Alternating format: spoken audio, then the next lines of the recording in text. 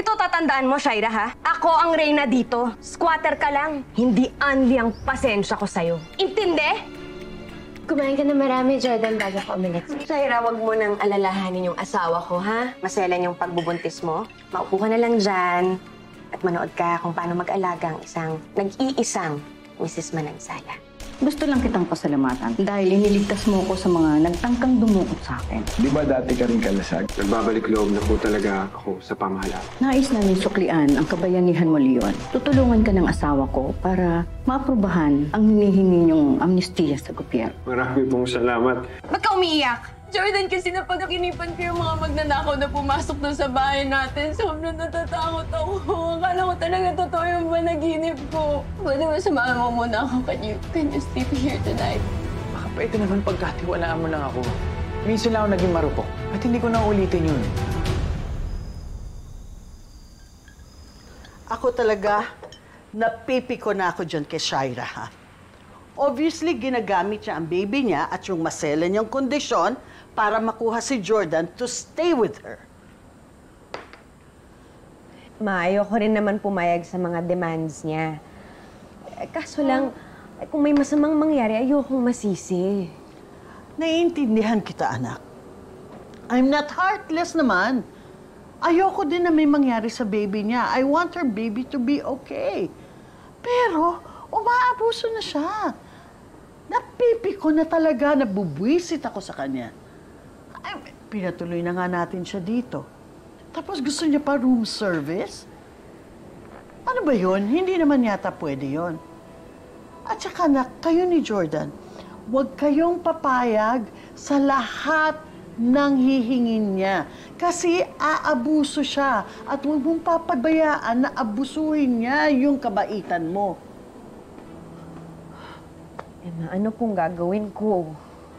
Well, show her that you are the queen of this house. Ipamukha mo sa kanya that you are the first and original wife. Huwag mong hahayaan na mamihasa siya. Ipakita mo sa kanya, patunayan mo sa kanya na hindi siya uubra sa'yo. Yun ang gagawin mo. Ka magbabait-baitan.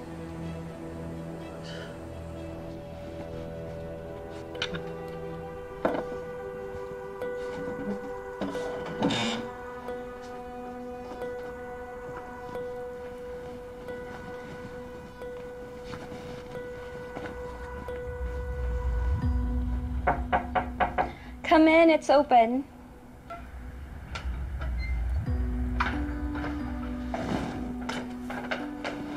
Masarap ang tulog ko dito ngayon kasi aircon. Teka, sandali. Anong ginagawa mo? Ba't may dala kang mattress? Ano ma'am, utos lang po to ni Ma'am Christy para may kasama daw po kayo. What the hell are you trying to say? Ano sinasabi nito? Jordan! Ano to? This is outrageous. You want me to share a room with your maid? Di ba ang sabi mo natatakot ka matulog?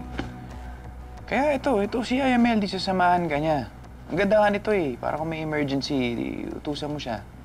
Yes, I told you I need someone to watch over me, pero I meant you! Hindi tong dugyot yung katulong! Grabe ka ma'am, naligo naman po ako. Shai, listen. May sarili kaming kwarto ni Christy dito. At doon ako matutulog. At hindi ko i-disrespect yung asawa ko sa sarili naming pamamahay by staying here with you, okay? Sana maintindihan mo. Ngayon, hindi ka dapat mag-alala kasi kung magka-problema ka sa pagtulog mo, nandito si Aya Meldy para bantayan ka. Okay? So, magpahinga na kayo. Good night.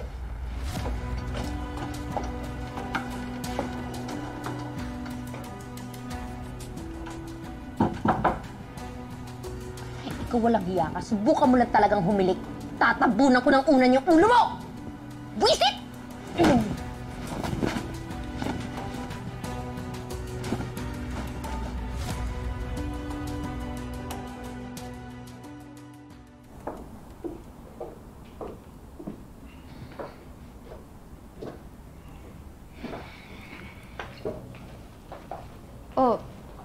Saan ang punta ninyo? Sasamahan ko lang si Chrissy sa prenatal check-up niya.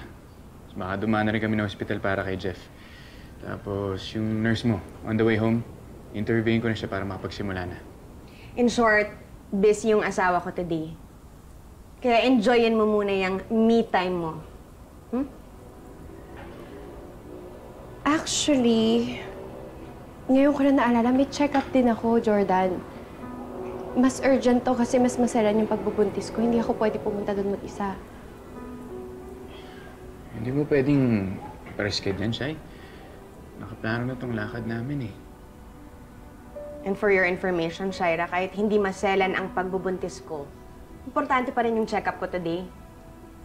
Kaya kung kailangan mo talagang makita yung gynecologist mo ngayong araw din, eh di bakit di mo na lang isama si Yaya Meldy? Problem solved. May makakasama ka na. Ayoko magsama ng Yaya kasi hindi naman siya yung tatay ng pinagbubuntis ko. Okay, edi bakit hindi na lang natin papiliin si Jordan? Ano, babe? Kanino ka sasama?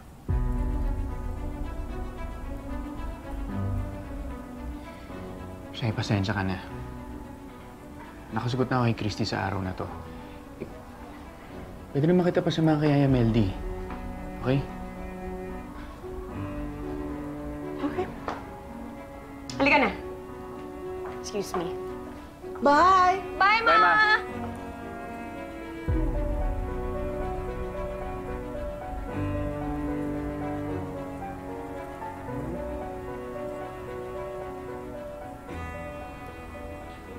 Huwag kasing makulit.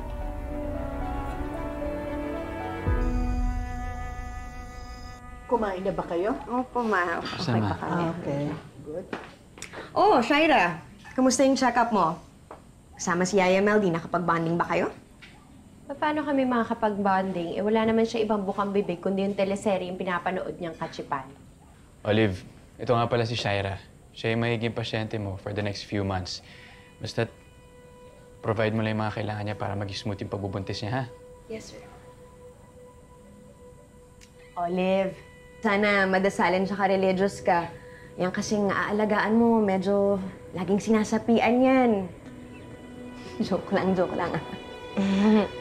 Huwag ka maniwala sa kanya. Alam mo ba, ang sweet-sweet ko kaya. Hindi ako tulad ng iba dyan na ingitera na, tapos insecure pa, at naanakan pa ng iba.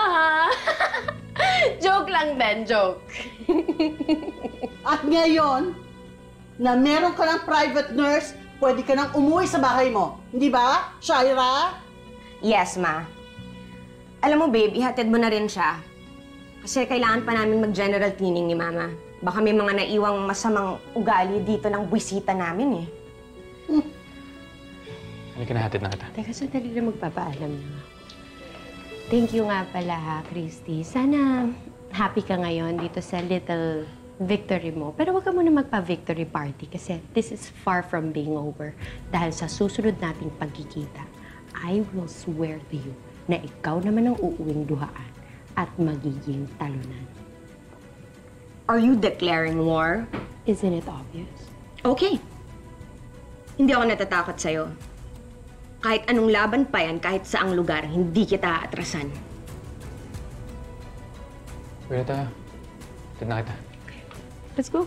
Iuwi mo na yan, Jordan.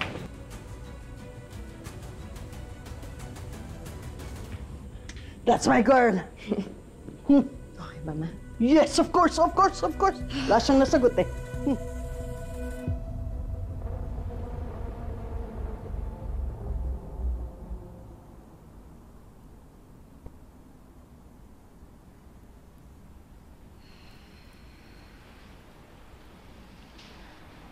Mrs. Manansala? Maiwan ko na po muna kayo. Salamat po. Sige po.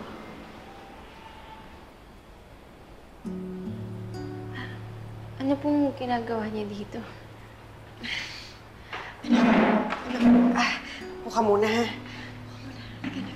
Sir, may dinala ako kayo.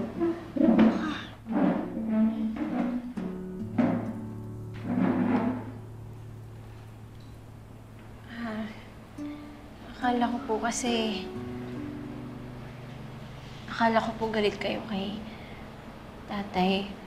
Akala ko po hinalimutan niyo na po kami. Billy, kahit kailan, hindi kita idinamay sa galit ko sa tatay mo. Lahat ng ipinakita ko sa'yo sa kuta, totoo yun. Tinuring kita na bilang anak ko talaga. Hindi ko kasi alam na magkakaroon pa ako ng gantong pagkakataon. Nanay Christy, pwede ko po ba kayong yakapin? Oo naman.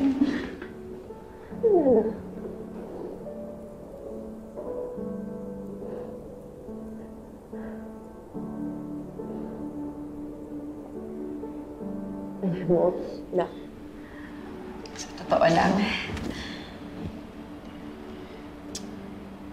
hindi ko nga alam anong mararamdaman papunta dito kasi natakot ako.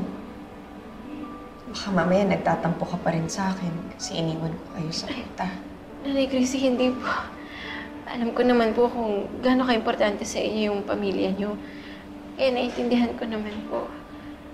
Gusto ko nga po humingi ng tawad sa ginawang panggugulo ni tatay sa pamilya niyo. Nanay Christy, sana po mapatawad niyo na rin ho si Tatay Leon. Nanay Christy, sa totoo lang po kaya niya po isinugal yung buhay niya para ipagtanggol yung asawa ni Senator Jimeno. Kasi gusto niya pong magkaroon ng amnestiya.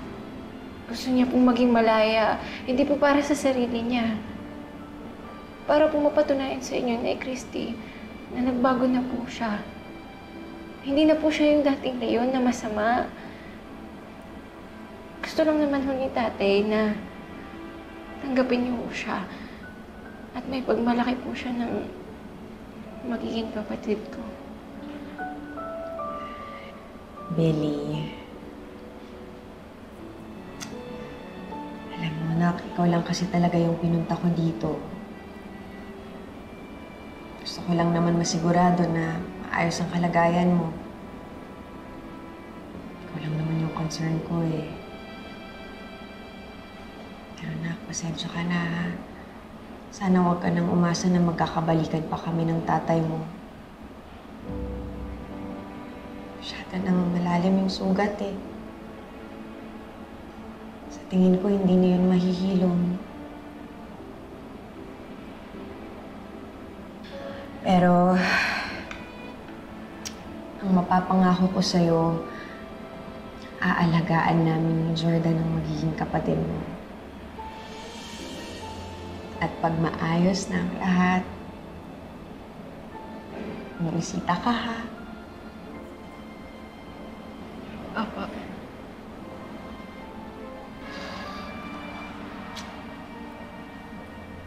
Okay, sige.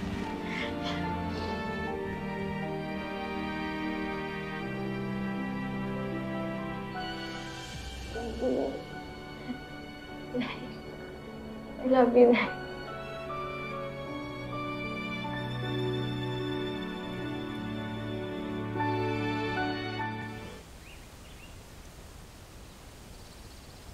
O ano, Meldy?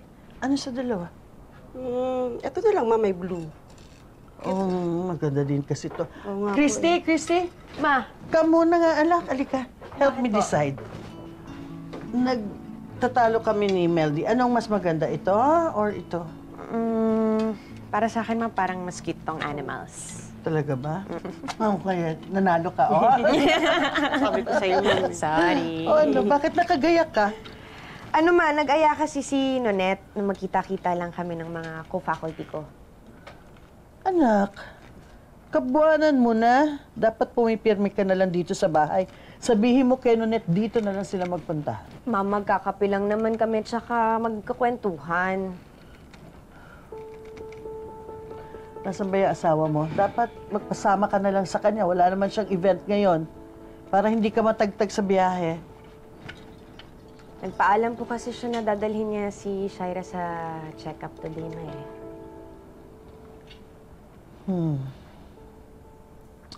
Masyado naman yatang busy ang asawa mo dun sa isang yon, ha? Ikaw din ay kabuanan mo na. Malapit ka ng mga anak anytime. Paano kung mag-labor kang bigla? Sino maaasahan natin kung lagi siyang wala?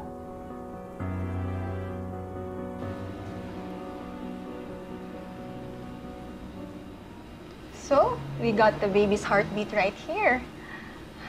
151 beats per minute. That's good.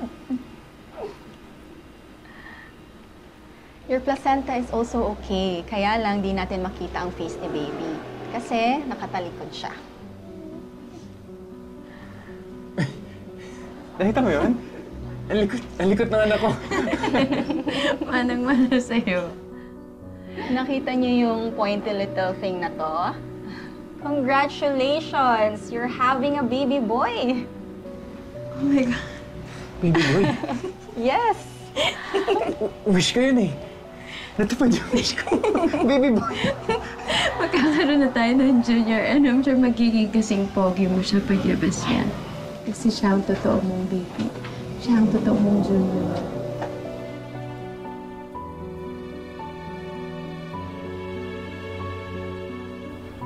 Lily, sorry hindi ko alam kailan ulit ako makakabisita. Kabunan ko na kasi. Pero promise, pag nanganak ako, dadalaw ulit ako para naman makita at makilala mo si baby.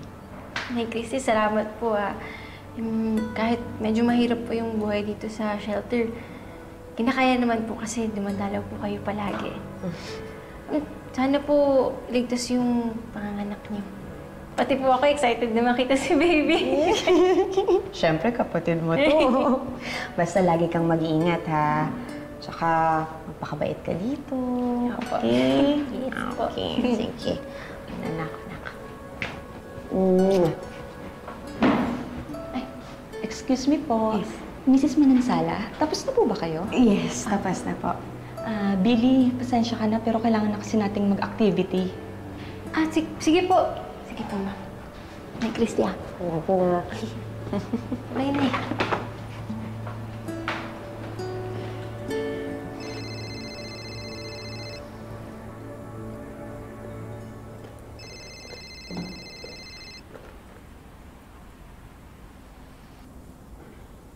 Hello, Ma. Opo. Opo. Pauwi na rin ako. Sige, Ma. Opo. Yes. Okay po. Sige po, Ma. Kita-kits. Aray! Ay, naku, ma'am, sorry po. Pasensya na po. Hindi ko po sinasadya na po. Kung po pala kayo. Pasensya na po. Okay lang. Ay, hindi, Ma. Okay lang ako. Ito na po. Yes, Mama. Takits. Ay, naku, nandito lang. Ay, nasa na ba yung wallet ko? Babe, anong nalungkot mo dyan? Gabing-gabi na. Hindi kasi yung wallet ko, hindi ko mahanap. Baka naman naipatong mo lang somewhere. Sa bagay, no? Sige. Sige, alungkat lang ako dito.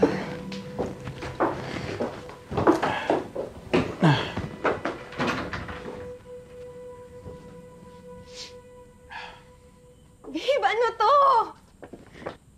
Di mo naman sa akin sinabi, nag-shopping ka. Para kay Junior. Ba't di natin nilagay doon sa nursery kasama nung may mga damit niya? Babe, actually, hindi yan para sa anak natin eh. Ang dami na kasi nabili natin para sa kanya. I don't think kailangan pa niya ng sobra pang damit. Pinili ko to para sa anak namin ni Shaira. Yun kasi, konti palang damit ni Junior eh. Tama ba narinig ko? Junior din ang ipapangalan niyo ni Shaira sa anak niyo? Tama ba narinig ko? Junior din ang ipapangalan niyo ni Shaira sa anak niyo? So ano yung magiging magkapangalan na yung baby natin? Sa magiging baby? Babe, Babe, listen. Nag-isip-isip kasi ako. And ayos lang ba kung ibahin na lang natin yung pangalan ng anak natin? Wala pa namang official, di ba? Hindi ka pa naman nanganganak. Okay lang ba? Jordan, ikaw yung nagsabi na gusto mong isunod yung pangalan mo pa. Babe, I'm sorry, mali ako eh. Hindi ko kasi pinag-isipan ng mabuti and kumbaga nagmadali ako eh nung sinabi ko na tawagin natin siyang Junior noon. Hindi ko naman alam na buntis si Shaira. Babe, magkakaroon ako ng sarili kong anak na lalaki. Siya sana yung gusto kong tawagin Junior and please, sana maintindihan mo. Ganun na lang yon. Dahil magkakaroon ka ng sarili mong anak, baliwala na lang lahat ng plano natin sa baby natin. Wala akong sinasabing ganyan, ha? It's just a name. Hindi naman yun big deal. Kung hindi to big deal para si Jordan, sa akin big deal to. Naiintindihan ko naman na na-excited ka na para sa magiging baby ni Shaira. Malamang anak mo yun. Pero sana naman huwag mong iparamdam sa amin na hindi kami importante. Di ba nangako ka? Na ituturing mo parang sarili mong baby tong magiging anak natin? Ay baka naman pati yun, hindi mo na pag-isipan ng maayos, ng mabuti. Baka pati yun bawiin mo sa akin. Hindi ko na talaga alam, Jordan. Bahala ka! Christy!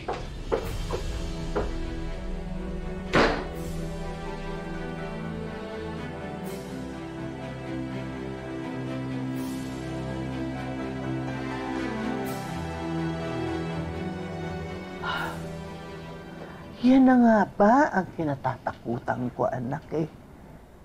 Hindi ka dapat pumayag na dalaw-dalawin ni Jordan yung Shairang yan sa bahay nila. Paano kung sinisiraan ka na ng babaeng yon? Kung nilalason niya na ang utak ni Jordan? Ma, yun kasi yung naging compromise namin ni Jordan. Ay, kesa naman po nandito tumira yung Shaira na yon. O kaya doon matulog si Jordan sa kanila.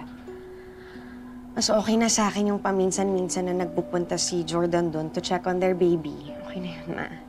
Yun na nga. Baka yung paminsan-minsan na yon is enough para malaso ng utak ng asawa mo, para gatungan niyang asawa mo against you. Okay, Ma. So what do you suggest? Ano pong gagawin ko? Di ba meron ka pang mga spare milk and vitamins na hindi mo na iniinom kasi nga kabuanan mo na? Dalhin mo doon sa kanila. Pero huwag mo sabihin sa kanila na pupunta ka doon, na pupunta ka lang doon para magmamanman ka lang, makikiramdam ka lang. Para malaman mo kung ano yung mga sinusulsul na siraulong Shaira na yun sa asawa mo.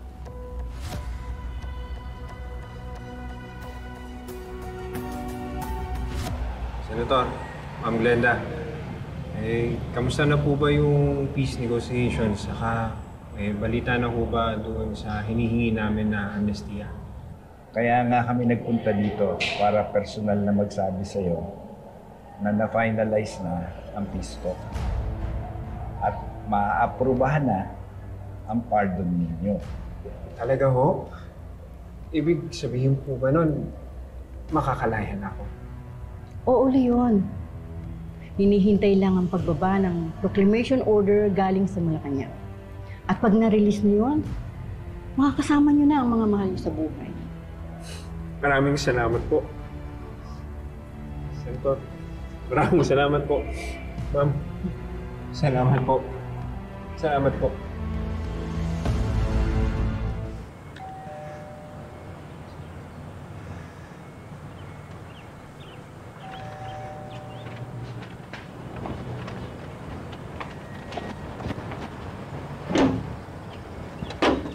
Hi, Olive. Si Jordan, nandyan ba? Hindi pa dumadating, ma'am. Nagsabi po siya na malalate daw po siya. Si Shaira, kamusta? Nandito ba siya? Nasa likod po, nasa swimming pool sa clubhouse. Swimming pool? Eh, di ba dapat nagbe-bed rest siya ngayon? Ayaw niya pong magstay sa kwarto eh. Pinagbawalan ko naman po siya pero ayaw niya po akong sundin.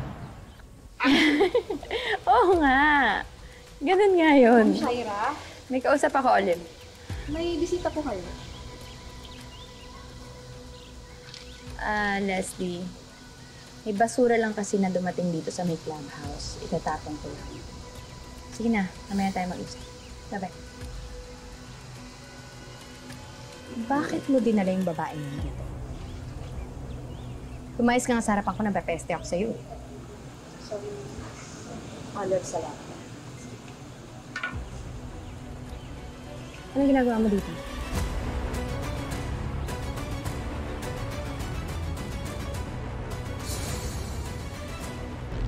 Hello? Ako po pala sa LV, taga Women's Center. May nag-surrender po kasi dito. Wallet na yun, Mrs. Christy Manansala. Paano naman may iwan ng misis ko yung wallet niya dyan? May binisita po sa shelter namin si Mrs. Manansala. Sino binibisita niya dyan? Ayaw mo kumitanta na ng asawa ko. Magkakamatayan tayo bago ka makalapit kay Christy. Hindi ako natatakot sa'yo. Hindi mo ako mapipigilan na bawiin yung asawa ko. Bistado ko na sikreto mo. Ilang buwan ka na palang pabalik-balik para bisitahin yun?